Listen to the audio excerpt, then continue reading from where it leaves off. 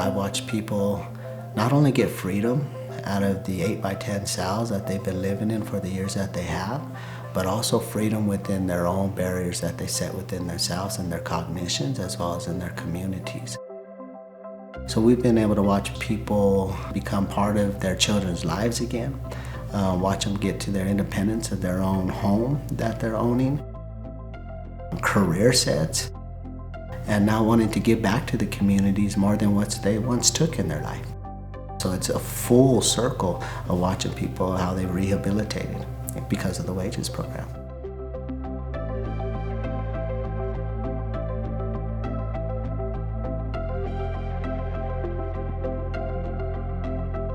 I think Colorado's on the leading edge of how we fund reentry.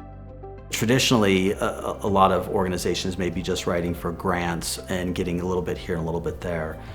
But fortunately, in our state, we have legislation that was passed that was really mandating that some of these resources do need to go into the communities most impacted by reentry. And so what happens is that a piece of legislation provides money that's flowed through the Department of Corrections, and then that goes into the communities that are most affected by the issue.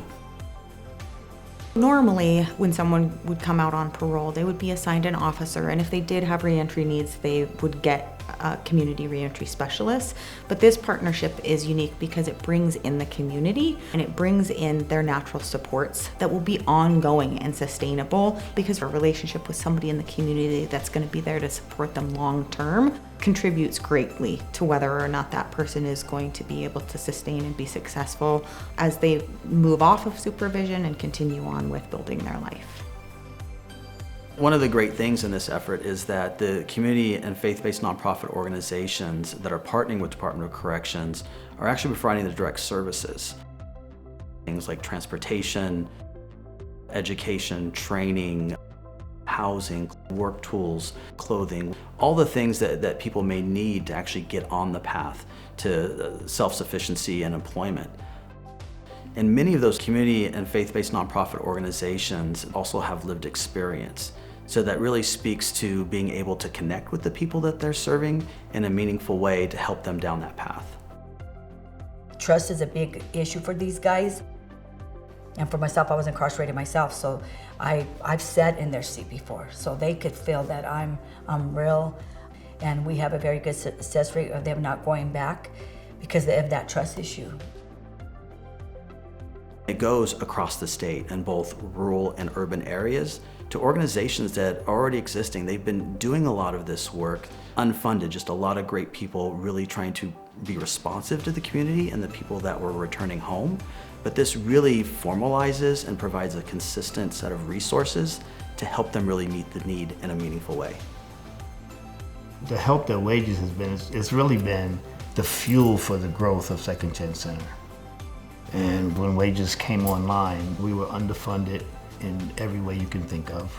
And as a result of this legislation and this program, we've been able to sustain a rapid growth over the last 5 years. Like right now we have 2 facilities. We're seeing about 1,300 people every month. Traditionally, all of reentry was really with the department side of things. And it was really community isolated and not really understanding what Department of Corrections was wanting or needing, and Department of Corrections not understanding what community was doing and how they're doing it or how to access the services. So what's really exciting about the WAGEES program is it really leverages the strengths of both government and community in a way that maximizes the resources on both sides to the benefit of the people that are coming out of prison. WAGEES has created opportunities for men and women on parole who didn't have those opportunities before. I've seen it help them socially, emotionally, cognitively, physically, spiritually, in every way. It's just kind of been a game changer. And when you get the old school parolees that come in, they're absolutely blown away by the amount of help that is now available to them. But what they are more impacted by is the heart, and the heart that is reflected through the work, but that heart is also reflective of our leadership at the Capitol, of the heart that the entire division of adult parole has, reentry, CRESS, all of them. We're in a whole new paradigm right now. Lifeline hopes the WAGEES program continues to be successful and move forward. Why? Because the individuals, the families, and the communities deserve it. It's given the individual the opportunity to thrive in life and not just survive. It's allowing the family dynamics not to only survive, but now to thrive.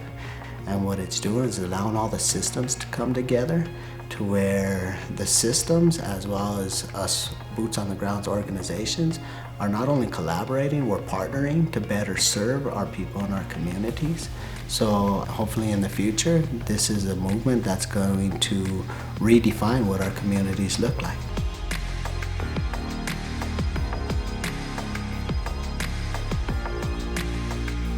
Successful transitioning is a matter of community health, and we believe that.